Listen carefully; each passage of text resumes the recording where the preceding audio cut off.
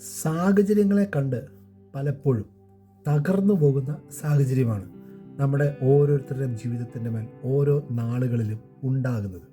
എന്നാൽ ഇങ്ങനെ ജയിക്കാൻ കഴിയാത്ത സാഹചര്യങ്ങളെ എങ്ങനെ തരണം ചെയ്യണം, അതിന് ചില ഉദാഹരണങ്ങളൊന്നും വേഗത്തിൽ പറയാൻ ആഗ്രഹിക്കുകയാണ്. ഏലിയാവ് എന്ന് പറയുന്ന ആ കാലഘട്ടത്തിൽ ശക്തിയോട് ഉപയോഗിക്കപ്പെടുന്ന ഭക്തനാകുന്ന മനുഷ്യൻ ഒരു വല്ലാത്തൊരു സാഹചര്യത്തിനകത്തിൽ കൂടെ കടന്നുപോയപ്പോൾ തൻ്റെ ആ വലിയ പ്രതിസന്ധിയുടെ നടുവിൽ താൻ എന്നാ ചെയ്തേ, ഒരു ഗുഹയ്ക്കകത്തിലേക്ക് കയറി ഒളിച്ചിരിക്കുകയാണ്. ഇത് വ്യക്തമായി കണ്ട ദൈവം, വാഗ്ദത്തം പറഞ്ഞ ആ വിശ്വസ്തനായ നല്ല കർത്താവ് അവൻ്റെ അരികിലേക്ക് വന്നിട്ട് അവനോട് ചോദിക്കുക, എലിയാവേ, നിനക്ക് ഈ ഗുഹയ്ക്കകത്തിൽ എന്താ കാര്യം?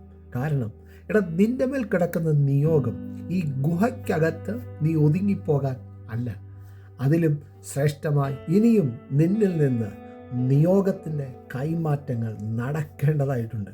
അങ്ങനെ ഇരിക്കെ നീ ഈ ഗുഹയ്ക്കകത്തിലിരുന്നാൽ എങ്ങനെയാ കാര്യങ്ങൾ നടക്കുന്നത് എന്ന് പറഞ്ഞ് അവനെ വീണ്ടും ശക്തിപ്പെടുത്തി ഒരു പുതിയ ബലത്തെ പകർന്ന് പുറത്തു കൊണ്ടുവന്ന ഒരു ചരിത്രം.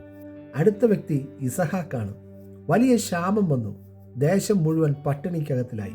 അപ്പനാകുന്ന അബ്രഹാമിൻ്റെ കാലഘട്ടത്തിലും ഇങ്ങനെ ഒരു കാര്യം നടന്നപ്പോൾ അപ്പൻ ചെയ്തത് ദേശം വിട്ടു പോകുന്ന ഒരു പരിപാടിയാണ്. അതുപോലെ തന്നെ മകൻ്റെ ജീവിതത്തിൻ്റെ മേലും ഇങ്ങനെ ഒരു ക്ഷാമം വന്നപ്പോൾ അപ്പൻ ചെയ്ത അതേ പാരമ്പര്യത്തിലേക്ക് ഇസഹാക്കും പ്രവേശിക്കുകയും, എന്നാൽ സർവശക്തനാകുന്നവൻ അവൻ്റെ മുമ്പിൽ വഴി തടഞ്ഞുകൊണ്ട് നിന്നിട്ട് പറയുക, ഈ ക്ഷാമകാലത്ത് നീ എൻ്റെ വാക്കിന് വിതയ്ക്ക്. എന്താ സംഭവിച്ചത്? ആ വിതയിൽ 100 പേരി കൊയ്ത്ത് അവൻ്റെ ജീവിതത്തിൻ്റെ മേൽ സാധ്യമായി തീർന്നു.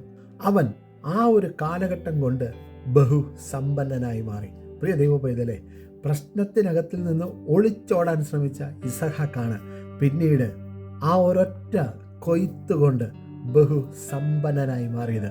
പ്രിയ ദൈവപൈതലേ, അങ്ങനെയാണെങ്കിൽ നിന്റെ ഈ പ്രശ്നത്തിൻ്റെ നടുവിൽ നിന്ന് ഒളിച്ചോടാതെ അതിൻ്റെ നടുവിലുള്ള ഒരു ദൈവഹിതമില്ലേ, അതൊന്ന് തിരിച്ചറിയാൻ കർത്താവിൻ്റെ സന്നിധിയിൽ നിന്ന് പ്രാർത്ഥിക്കാൻ കഴിയുമോ? കർത്താവേ, ഞാൻ ഈ പ്രതിസന്ധിക്കകത്തൂടെ കടന്നു പോകുന്നതിൻ്റെ പുറകിൽ അങ്ങേക്കൊരു പദ്ധതി ഉണ്ട് എങ്കിൽ, ആ പദ്ധതി അതെൻ്റെ വിജയത്തിനാണ് എങ്കിൽ, അത് എൻ്റെ നിന്ദകളെയും പരിഹാസങ്ങളെയും ഒക്കെ മാറ്റി എൻ്റെ തലയെ ദേശക്കാരുടെയും കുടുംബക്കാരുടെയും ഒക്കെ നടുവിൽ ഉയർത്താനാണെങ്കിൽ ആ പദ്ധതി എൻ്റെ മുമ്പിലൊന്ന് വെളിപ്പെടുത്തി തരണമെന്ന് കർത്തൻ്റെ സന്നിധിയിൽ നിന്ന് പ്രാർത്ഥിക്കാൻ കഴിയുമോ? പ്രശ്നത്തെ കണ്ടിട്ട് ഒളിച്ചോടി പോകാൻ അല്ലെന്നേ നമ്മെ കർത്താവ് അഭിഷേകം ചെയ്തിരിക്കുന്നത്. പത്രോസ് എന്ന് പറയുന്ന ആ ഭക്തനാകുന്ന മനുഷ്യൻ, യേശു കർത്താവ് ഈ ഭൂമിയിൽ നിന്ന് മാറ്റപ്പെട്ടു. അത് കഴിഞ്ഞപ്പോൾ അവൻ വിചാരിക്കുകയെ എല്ലാം തീർന്നു, എല്ലാം അസ്തമിച്ചു. തൻ്റെ മേൽ കിടക്കുന്ന കുന്നോളം വാഗ്ദത്തങ്ങൾ, സഭയുടെ മുമ്പോട്ടുള്ള താക്കോൽ ഇരിക്കുന്ന മനുഷ്യൻ ആദ്യം പിന്മാറ്റത്തിലേക്ക് മാറിപ്പോയി. പടകും വലയും ഒക്കെ എടുത്തുകൊണ്ട് താൻ മീൻ പിടിക്കാൻ വേണ്ടി മുമ്പോട്ട് യാത്ര ചെയ്തു. പക്ഷെ എന്താ സംഭവിച്ചത്? മണിക്കൂറുകൾ അധ്വാനിച്ചിട്ടും തനിക്കൊന്നും കിട്ടിയില്ല. അങ്ങനെ വളരെ ക്ഷീണിച്ച് ഏത് കടൽക്കരയിലേക്കാണോ വഞ്ചി അടുപ്പിച്ച് കയറി വരുന്നത്, അവിടെ തന്നെ നസ്രയനാകുന്ന യേശു കനലിൽ ചുട്ട ആഹാരവുമായി അവരെ കാത്തു നിൽക്കുകയാണ്. കുഞ്ഞേ, നിന്റെ ഈ പരാജയം കൊണ്ട് അസ്തമിച്ചു പോകാനുള്ളതല്ല നിന്റെ മേൽ പകർന്ന ആ വലിയ വാഗ്ദത്തങ്ങൾ. അവന് ഭക്ഷണത്തിന് വേണ്ടുന്ന എല്ലാ കാര്യങ്ങളും ക്രമീകരിച്ച് വെച്ചതിന് ശേഷം ക്ഷീണിച്ച് വന്ന ഈ മനുഷ്യനോട്, എന്തിനാടാ ഞാൻ പറഞ്ഞ വാക്ക് വിട്ടേച്ച് നീ പോയത് എന്ന് പറഞ്ഞ് അവനെ ശകാരിക്കാൻ നിൽക്കാതെ അവരോട് പറയുക, നീ ആഴത്തിലേക്ക് നീക്കി വലയെറിയ, വലതുഭാഗത്തേക്ക് വലയെറിയ. എന്താ സംഭവിച്ചത്? പെരുത്ത മീൻകൂട്ടം. താൻ എന്നാണോ യേശുവിനെ ആദ്യമായി കണ്ടത് അതുപോലെ ഒരു മീൻപിടുത്തം അവൻ്റെ ജീവിതത്തിൻ്റെ മേൽ സംഭവിച്ചു. അവൻ അതിനകത്തിൽ നിന്ന് വലിയ മത്സ്യങ്ങൾ 153 പിടിച്ചെടുത്ത് യേശുവിൻ്റെ അരികിലേക്ക് വന്നു. അപ്പോഴാണ് അവൻ്റെ ഹൃദയം തുറക്കപ്പെടുന്നത്, അവൻ്റെ കണ്ണ് തുറന്നു വരുന്നതും ഇത് നസ്രയനാകുന്ന യേശു ആണ് എന്നുള്ള ആ കാഴ്ചപ്പാട് അവൻ്റെ ജീവിതത്തിൻ്റെ മേൽ വെളിപ്പെടുകയും ചെയ്തത്. പ്രിയ ദൈവപൈതലേ, പിന്നീട് അവൻ കർത്താവിൻ്റെ സാന്നിധ്യത്തിന് നടുവിൽ രക്തസാക്ഷിയായി തീരുന്നത് വരെ ഒരു ചെറിയ ചിന്ത കൊണ്ട് പോലും പിന്മാറ്റത്തിലേക്ക് മാറിപ്പോയില്ല.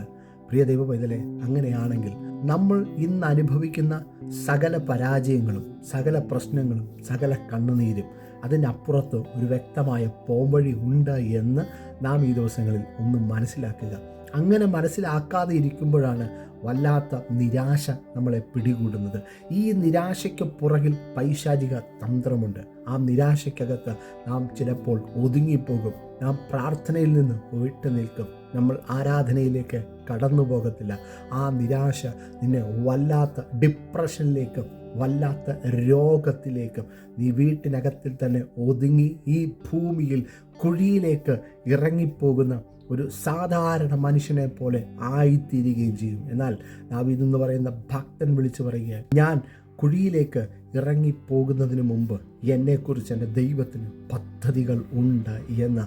അങ്ങനെയെങ്കിൽ പ്രിയ ദൈവ പൈതലേ, നീ ഈ ഭൂമിയിൽ ജനിച്ചതിനും ഇത്രയും നാൾ ഈ ഭൂമിയിൽ വളർന്നതിനും നീ അനുഭവിച്ച അനേക നന്മകൾ കർത്താവ് നിൻ്റെ കരത്തിൽ തന്നതിനും എല്ലാം പുറകിൽ കർത്താവിന് വ്യക്തമായ ഒരു പദ്ധതിയുണ്ട്.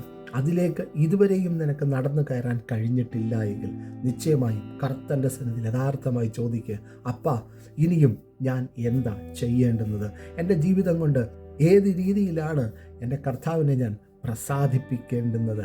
പ്രശ്നങ്ങൾ കടന്നു വന്നേക്കാം. ആ പ്രശ്നത്തെ ജയിക്കുവാനുള്ള സൊല്യൂഷൻ നിന്റെ മുമ്പിൽ കർത്താവ് വരച്ച് കാണിക്കുക തന്നെ ചെയ്യും. അലറി ആഞ്ഞടിച്ച് മുക്കിക്കളയുന്ന വലിയ തിരമാലകൾ വരുന്ന അതേ കടലിൻ്റെ മുകളിൽ കൂടെയാണ് യേശു കർത്താവ് ശിഷ്യന്മാരുടെ മുമ്പിൽ നടന്നു കാണിക്കുകയും അങ്ങനെയൊന്ന് നടക്കാൻ ആഗ്രഹിച്ച പത്രോസിനെ തൻ്റെ അരികിലേക്ക് വിളിച്ച് കടലിൻ്റെ മുകളിൽ കൂടെ നടത്തി അവനൊരു പുതിയ എക്സ്പീരിയൻസിനെ കൈമാറിക്കൊടുത്ത ആ നല്ല കർത്താവ്, പ്രിയ കുഞ്ഞെ, മാതാവേ, പിതാവേ, നിന്നെക്കുറിച്ചും ആഗ്രഹിക്കുന്നു.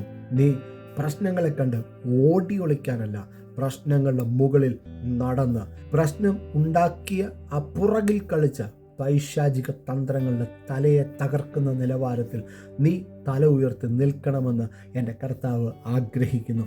അതിലേക്ക് നാം മുമ്പോട്ട് ചുവടുവെക്കാൻ ഈ ദിവസങ്ങളിൽ തയ്യാറെടുക്കുക. നിൻ്റെ കണ്ണുനീര് ഒരവസാനമല്ല, നിൻ്റെ ദുഃഖം അതൊരു അവസാനമല്ല, നീ ഇപ്പോൾ അനുഭവിക്കുന്ന ഞെരുക്കങ്ങൾ അത് അവസാനമേ അല്ല.